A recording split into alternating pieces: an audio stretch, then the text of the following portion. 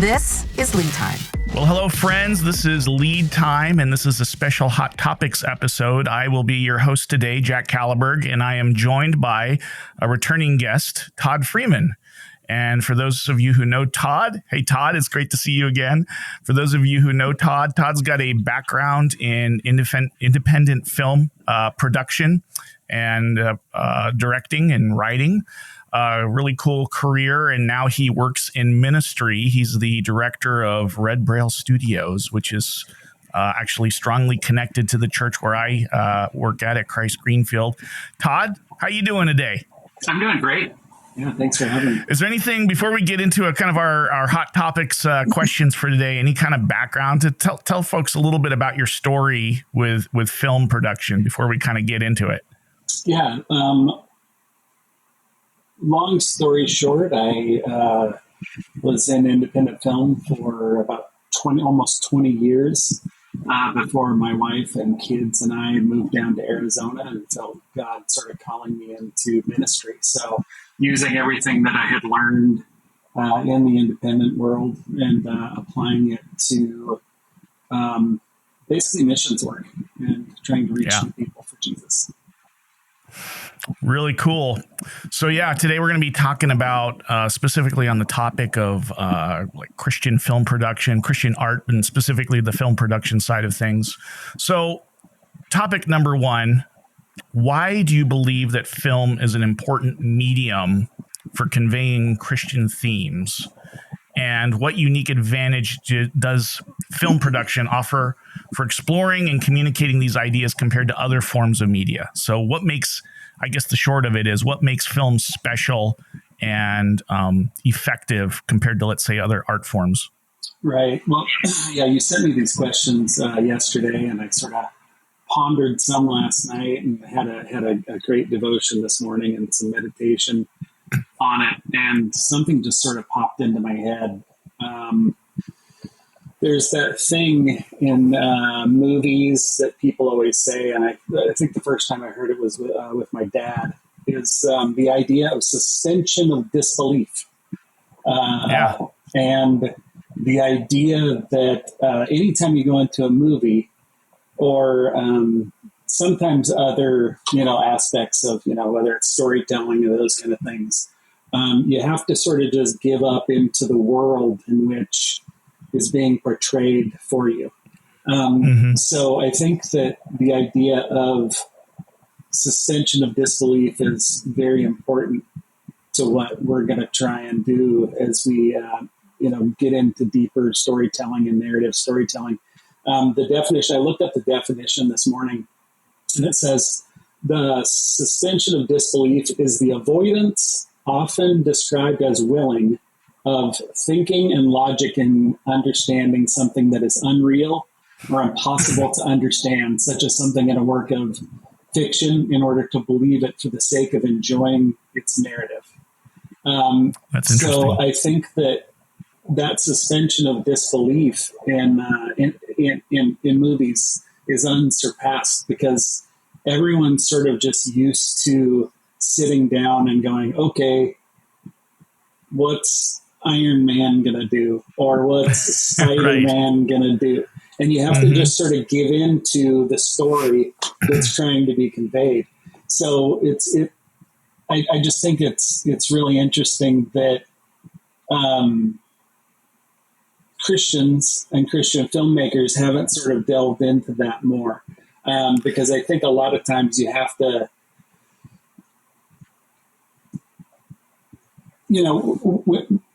it's hard to even describe. So like in a movie like Fast and the Furious, right? And there are these, these cars that do these things that are just impossible. And right, you have to suspend your disbelief that such things are not impossible, right? Correct. So in order for the story to play out. So that in and of itself is sort of the answer to that question, I think. And I had never really thought of it in those terms, because we as Christians sometimes want to skip to the good part.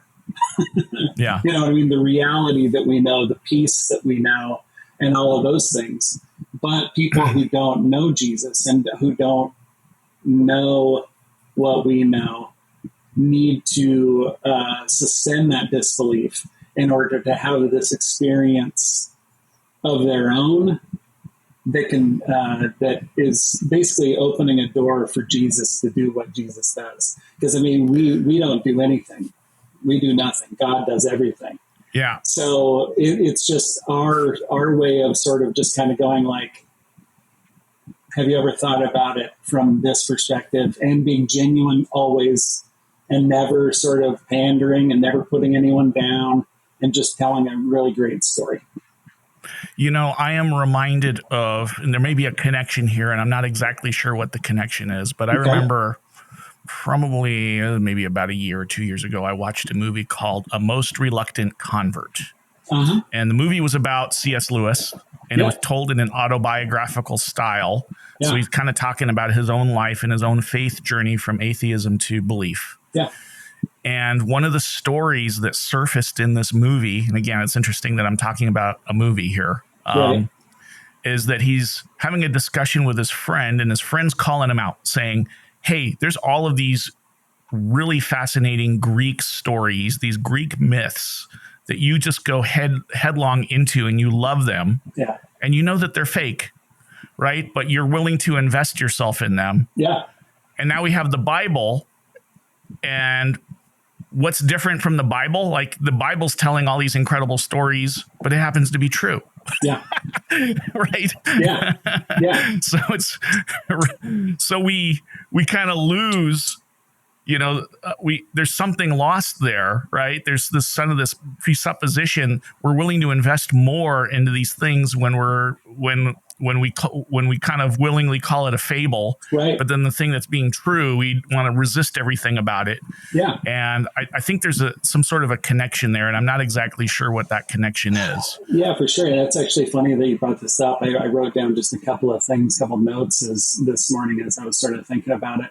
And as you talk about sort of those myths and things, even Aristotle wrote in Poetics in 335 BC that theatrical tragedy can create a sense of terror and pity in viewers. Experiencing these emotions creates a positive sense of catharsis, of purification through purging. In order for audience to experience these emotions, the characters depicted in a tragedy must be good, appropriate, realistic, and consistent. So even he was talking about sort of the idea of tragedy and how to tell stories. He wrote sometimes a lot flawed. It. Oh, right? for sure. Yeah, because the Greeks often told stories through these tragedies, which dealt with the flaws of the person. Right? Absolutely. And I think that's that goes into that idea of sort of that original question. And I like the way that you even asked it. You know, what unique advantages does film offer for exploring and communicating these ideas other than other art forms or media? Because ultimately you're trying to create a piece of entertainment, and they have to sort of give themselves over and go, okay, well, I'm not judging anything. I'm not doing anything other than what you tell me. Everything that's happened before outside of these walls means nothing. And I'm watching this movie, and you're going to tell me the story and the rules in which the characters live by and how they are. And either I'm going to connect with that or I'm not.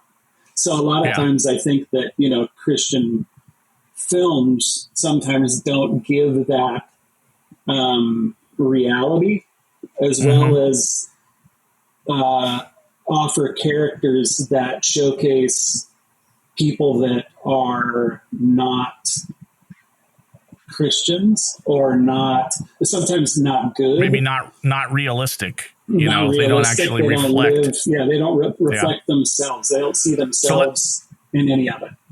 So let's talk about that. That's kind of our next topic is, what are your thoughts on the current landscape of Christian filmmaking? How do you see, and tied to that is, how do you see your work fitting into whatever challenges that you're seeing in this genre?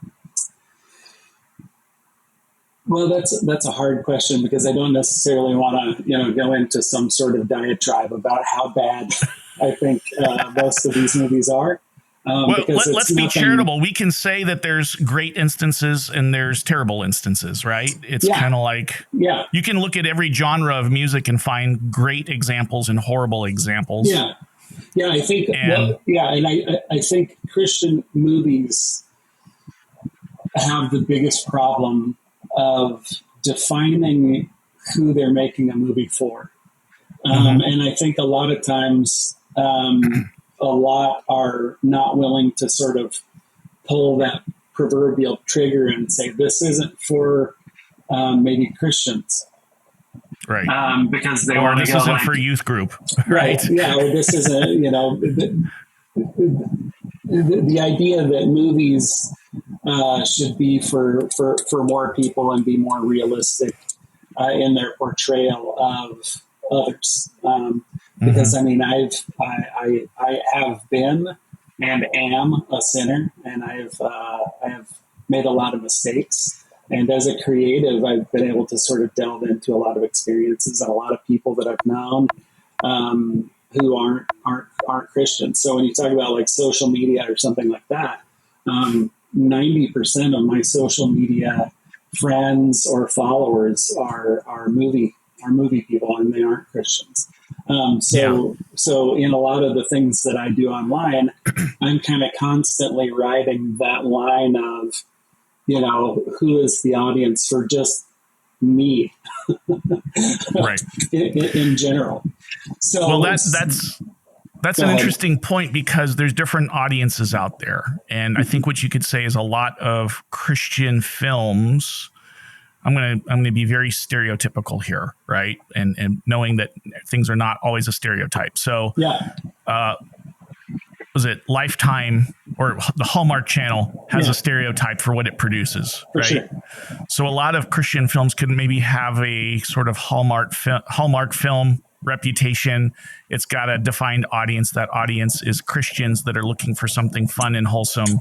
Yeah. And we just call it light popcorn, a little bit of a relationship drama, a little bit of whatever, and it's fun for the whole family, but that's kind of the audience. And so there's a space for that. Right. Yeah. I've seen some really corny, cheesy Christian movies that were kind of fun. If you just kind of say, okay, I'm in for that mood right now, you know what I mean? Yeah. But what it does mean is if you write a film for that is you're narrowing your audience down and you're kind of saying in that instance that Christian films are films that are made solely for Christians who live a certain lifestyle and have maybe raised in the faith. And I think honestly, that's the only lane that Christians have made good movies for.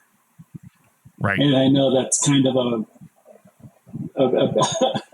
a big thing to say, but I think most of the time that's what Christians are trying to do is they're trying to maybe, and I hate to use the term, but I heard it, all sort of growing up, but preaching to the choir and going like, oh, this is what we all know. This is what it is. And we're just going to sit back but revealing these things in new ways is what I'm much more interested in, because, when you even talk about, the idea behind red braille, and the idea that the red letters, the Bible having the red letters of what Jesus said, he told parables, and he told these stories about things that didn't always happen, but there was a morality to the story, and it was very specifically usually to an audience that was not favorable to him. Right. So he's trying to tell things in a new way through a new lens in order to communicate, because that's the brilliance of Jesus, especially in the Bible, is you just sit there, you read it, and you're just going like, this guy is a master storyteller. So there's a lot of Christian content out there, but it might not be, depending on the audience, it might not fit the definition of what we would call missional in that it's not being designed to reach an audience of people that are not currently believers. That's probably the way to say that. Absolutely. It may serve a discipleship purpose to teach and strengthen the faith of existing believers. Maybe a lot of great content out there for kids now. Like there's a whole parallel economy of content for kids that's faith-based. Wonderful stuff. I highly recommend it. Right. But there's a lot of people out there who are not interested in an invitation to church, but are interested in watching a great story. That's kind of the way I'm thinking about it. Right? For sure. Yeah. Yeah. I mean, I can more easily, we go back to social media. I can more easily go, hey, you guys, I watched this movie and it was great. You should check it out. And people will go like, oh, okay, it's a movie. And it's not a quote unquote Christian movie, but it does have Christian themes, and the overall morality of the tale is that Jesus saves, and with him, a life is better spent with him than without him. Yeah, I'm trying to think if there's any films in recent time that may actually succeed in doing that. Are there any that come to your mind? I can think of one or two. Well, it's kind of hard because I mean, I do have a couple of examples, but they're not necessarily quote unquote Christian movies, and they're not seen as Christian movies. You know, there was a movie in the 90s called, what's the name of it? Oh, The Apostle with Duvall.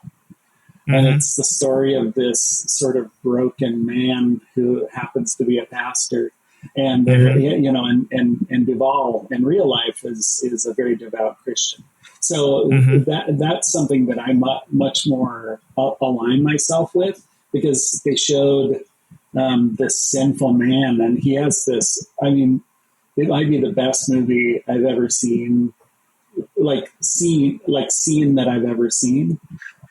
He has this drunken fall down on the ground yelling match, which is a prayer that is so unbelievably effective that I sort of kind of start to tear up a little bit when I think of it, just because that's something that people can identify with, because it's the questions that a lot of these people ask even in their own minds, why is there famine? Why is there, all of these bad things happening? So it's like all of this, woe is me, God, if there's a God, how could he allow this all to happen, and all of those things.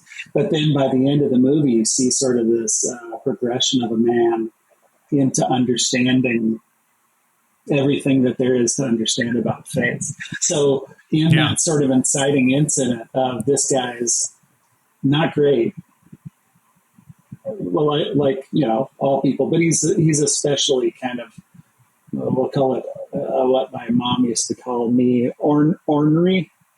Ornery. So, so he's especially ornery, and it shows sort of this his character arc of not really truly understanding the meaning to fully understanding the meaning, and in that opportunity, he's able to have the audience understand how you get from point A to point B. And it's through opening up your heart, because Jesus is right there waiting. Yep. So I'm going to give a personal example of a film that comes to my mind that kind of sort of does that. And it's from a director that I have a love-hate relationship. That's M. Night Shyamalan. Yeah, for sure. Signs. Yeah, Signs is awesome. And I think Signs does that. It's a sci-fi horror movie. Yeah. But what is the story underneath the story? The story underneath the story is actually divine intervention. Yeah. Isn't that interesting? Yeah. Yeah. Right? And that's a perfect example of the same types of things that I was talking about with the Apostle. It's sort of just, it's starting with a certain character a certain way. And that character almost always is maybe more like the audience than not. And then you take him on a journey, and people connect with him and fear for his life, because we've gotten to know him as a person and kind of love him and root for him. So any opportunity we as sort of storytellers can have Christians be the hero is whoa, like that's to get everyone in an audience behind a Christian character going like, I'm rooting for you and I want you to succeed on your mission of getting from point A to point Z. Mm-hmm. Very good. Okay, so let's hit our next topic. You are in the early development process of an independent film, which kind of spicy. It's a Christian horror film, right? Yeah. So creating a horror movie, and again, I kind of mentioned as a case study, Signs, and actually, you could even point to The Passion of the Christ as kind of being in that genre, right? Absolutely. It's kind of a terrifying movie in one sense, but it teaches a very Christian theme. So Christian horror film might be seen as controversial by some. How do you address the possible criticisms or concerns, and what do you hope to achieve by blending these kind of two themes together?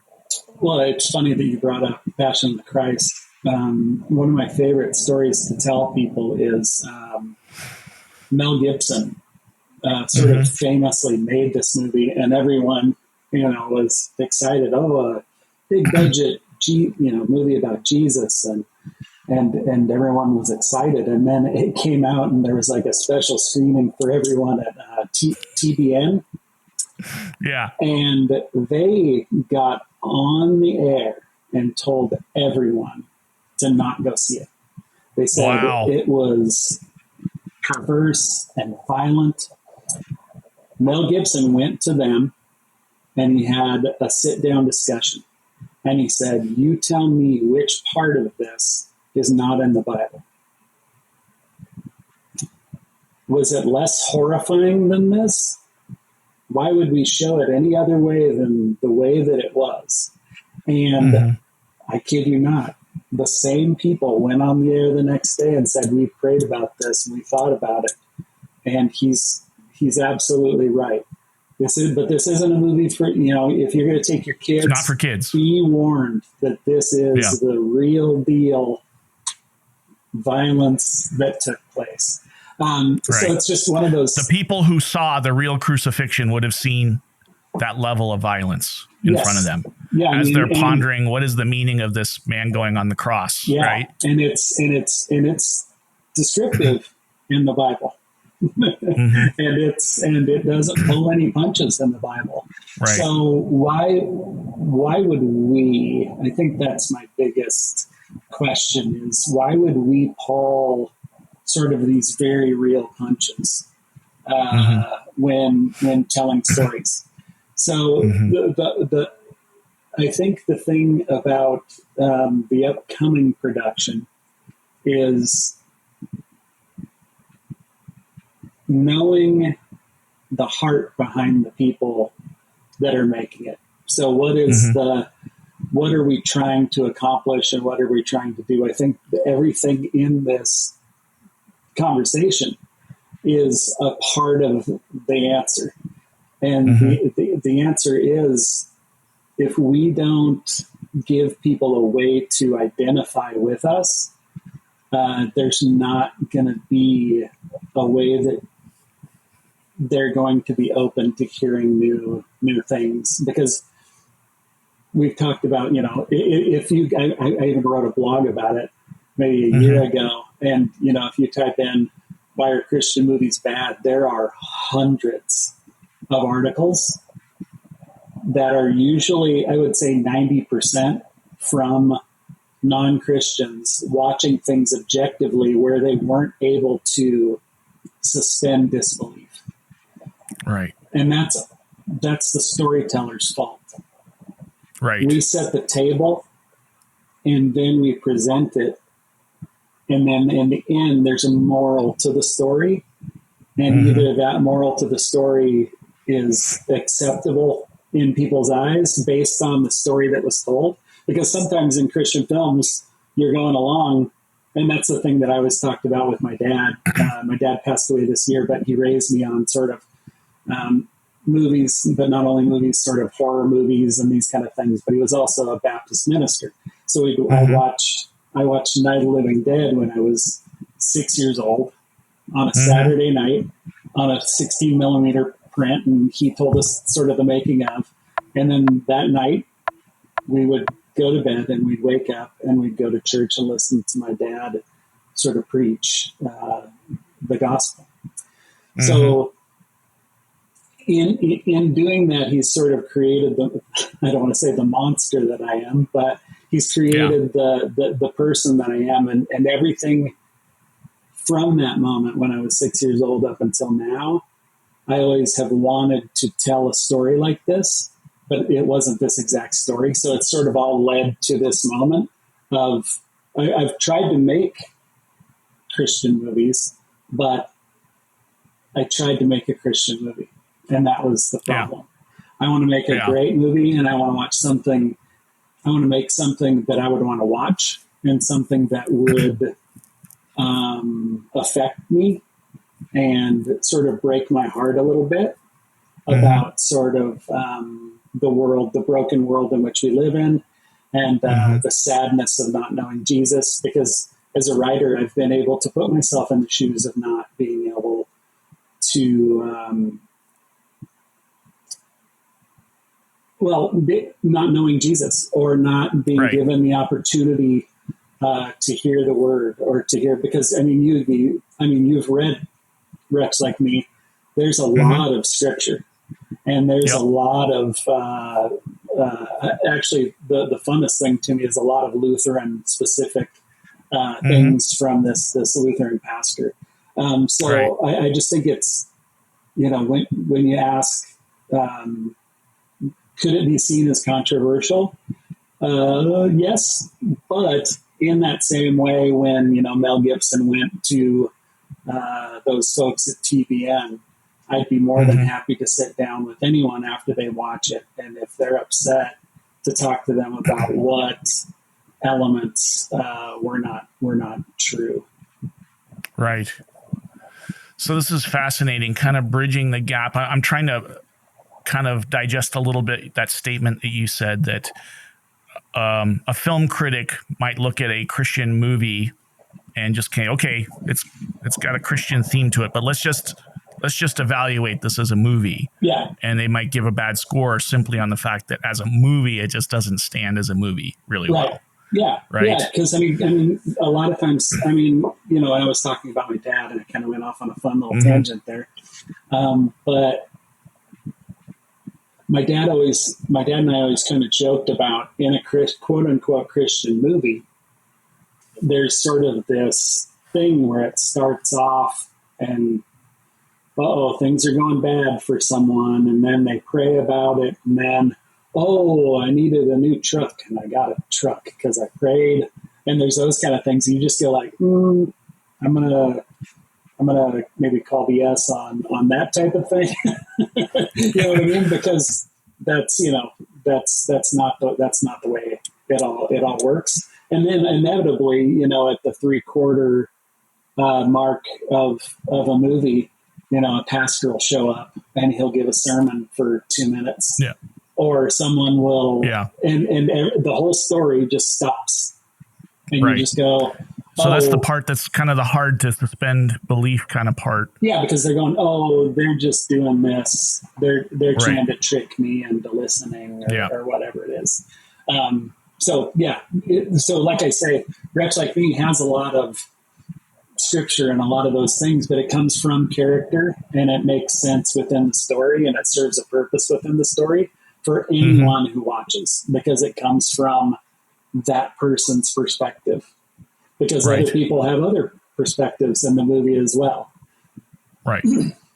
It's kind of like, I'm going to give the parallel there. It's like architecture or other art forms. Let's just throw out there, Sistine Chapel, Michelangelo's, painting on the ceiling. Yeah. It is a very Christian themed painting mural that he puts up there, but it also stands on its own as a phenomenal art piece. Yep. Right. So you may be drawn to it as an art critic, even if you aren't a believer, just because it is a phenomenal piece of art.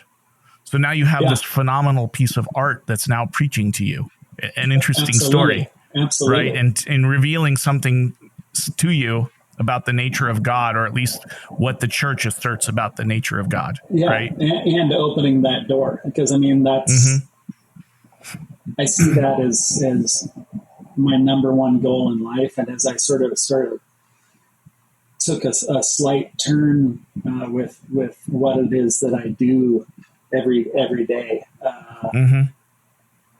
My goal is to just help people be willing to see a truth that I know that will ultimately not only help them, but save them. Yeah. Well, this has been a fascinating conversation so far. Todd, is there anything else that you feel like you'd like to add to this conversation? I really feel like we covered a lot of really interesting topics today. Yeah, for sure. I'm really excited about the potential of the film. I know I'm kind of involved a little bit on the behind the scenes, kind of on the administrative side here. But Todd's really the one that's really driving this thing, and I'm really excited about it. I've read some versions of the script already, and really hoping that we can be successful in this venture. I think it is part of, a new model that may be emerging on how the church actually thinks about engaging with society in general. We have a capacity to deliver great messages on Sunday. We need to have durable messages that talk to people outside of Sunday, right? Yeah. And that's encourage people to go into the open door that's at the church to hear more. Right. It's the first step. It's sort of that first step of engagement, which is just having them be willing to hear more. But then also, gosh, I just love the idea of people rooting for Christians because that's something that doesn't happen a lot anymore. Yep. Well, friends, this has been a Hot Topics episode with my dear friend, Todd Freeman. Todd, thank you so much. It's been a great conversation. Friends, if you've been enjoying the Lead Time podcast, please consider liking and subscribing on whatever your preferred platform is. And we will see you again with another episode coming up soon. In the meantime, take care. God bless. It's a wonderful day. Make it a great day. Thanks. You've been listening to Lead Time, a podcast of the Unite Leadership Collective. The ULC's mission is to collaborate with the local church to discover, develop, and deploy leaders through biblical Lutheran doctrine and innovative methods. To partner with us in this gospel message, subscribe to our channel, then go to theuniteleadership.org to create your free login for exclusive material and resources, and then to explore ways in which you can sponsor an episode. Thanks for listening, and stay tuned for next week's episode.